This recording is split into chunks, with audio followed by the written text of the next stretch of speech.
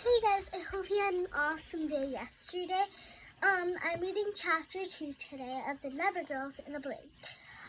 If you haven't seen chapter 1 that I did yesterday with my mystery guest, you can find out if you click right here on the YouTube channel, or if you just search Amazing Stories with Angelina, and then you'll see The Never Girls in a Blink, Chapter 1, with her mystery reader. Then in the description it says who it is, but just look at the video and then. So, The Never Girls in a Blink.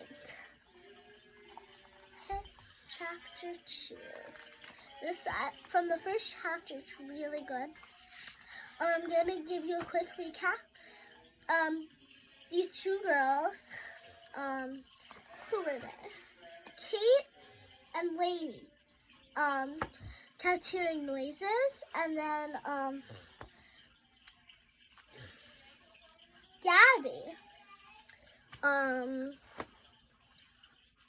Gabby saw a fairy, and then when she was done talking to her, Kate, Mia, Lainey, and Gabby all there was like a wind or something, and then their backyard was gone, and that's how it ended. So, let's read chapter 2. The girls were standing on an empty beach where the fence had been a moment before. Waves now curled against a sandy shore. Instead of a house behind them rose a wall of dense green forest. A rustling overhead made them look up. A flock of pink flamingos was crossing the sky. I did see the flamingos. Lady Bubbered. I don't know. Are we dreaming? Asked Mimi. Mia. Kate didn't think it was a dream. She never had a dream so sharp and so clear. But just to be sure, she reached out and pinched Mia. Ow! Mia rubbed her arm. Kate grinned. I guess we're not dreaming. Mia, Gabby complained. You're squeezing too hard. Mia let go of Gabby's arm, which she'd been gripping tightly. Then she noticed Gabby's cupped palms. What have you got in your hands? Mia asked. A fairy, said Gabby. Gabby, said Mia, giving her sister a stern look. What's the rule about fibbing? But I do have a fairy. See? Gabby opened her hands. A real live fairy flew out. The other girls jumped back, startled. Oh my gosh, Mia gasped. The fairy had curly brown hair and a lemon yellow glow. She looked as surprised to see the girls as they were to see her. She blinked 3 times, then quick as a wink, she darted away. Come back, Gabby cried, but the fairy didn't stop. They could see her glow zigzagging between the trees. Kate turned to her friends. Well, don't just stand there. Her heart was pounding with excitement. Let's follow her. Prilla raced toward Pixie Hollow, flying as fast as her wings would carry her. Right then, she would have given anything to be a fast-flying talent fairy. Of course, Prilla thought unhappily. If I were a fast-flying talent fairy, I wouldn't be in this mess. She rounded a clump of wildflowers, and Tinkerbell's workshop came into view. If anyone could help her, it was Tink. When Prilla burst through the door of the workshop, Tink looked up with a frown. She didn't like to be interrupted while she was working on her pots and pans. But she saw the look on Prilla's face and put down the saucepan she was fixing. "What's wrong?" she asked. "A problem," Prilla replied. "A big, big problem." "Well, bring it to me," said Tink. "Whatever it is, I'm sure I can fix it." "I can't bring it here." Prilla wrung her hands. "Can you come with me?" Now Tink glanced down at her saucepan. "I was just in the middle of it. It's an emergency," Prilla begged. Tink sighed. "All right," she said. "What is the problem anyway?" "I think you need to see this for yourself," said Prilla, grabbing Tink's hand. She pulled her out the door.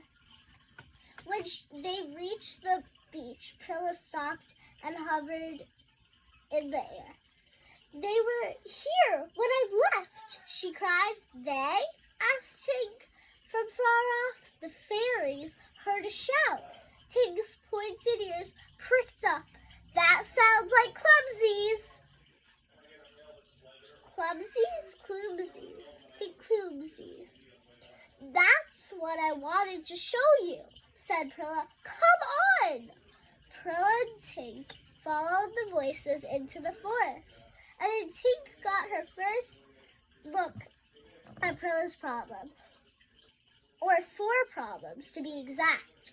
4 girls were making their way through the trees. The tallest one led the way. She had freckles, a mop of red hair, and a bouncy walk. The girl walking behind her had big glasses and kept sliding down her nose. A girl with long curly black hair brought up the rear. She held the hand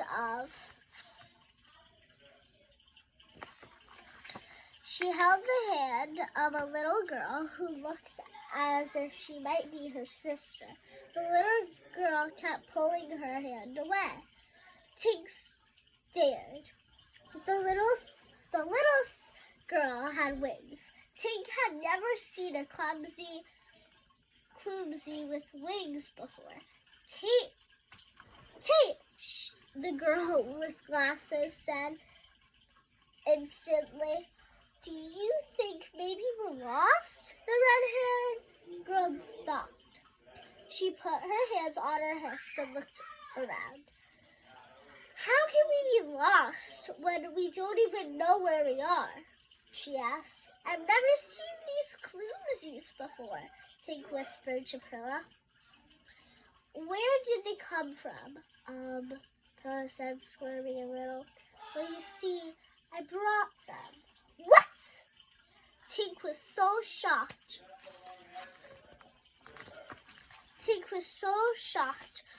Her wings missed a beat. She dropped an inch in the air. "I didn't mean to," Prilla said quickly. "It was an accident." Tink pulled on her bangs, and she always did when she was annoyed or confused. Right now, she was both. "Maybe you'd better start from the beginning. I was on a blink." Maybe that's why the book is called In a Blink. Prilla explained. Prilla had an unusual talent, even for a fairy. She could visit children anywhere in the world just by blinking. Prilla's talent was very important. By visiting children, she helped keep their belief in fairies alive, and fairies thrived through children's belief. Tink nodded. "Go on." "It was like any other blink until I tried to come back," Prilla said. "When I got to Neverland, the girls were here, too. I must have brought them with me. Well, then just blink them back to wherever they came from." And Tink crossing her arms, I cried. Prilla said, "I didn't work." "Oh, Tink, what should I do?" Tink sighed. This was the trouble with being a fairy who fixed things. Other fairies came to her with all kinds of problems, and not all of them involved pots and pans. At that moment, The little girl looked up and spotted them. "My fairy's back!" she cried. "She brought a friend." The one with glasses said.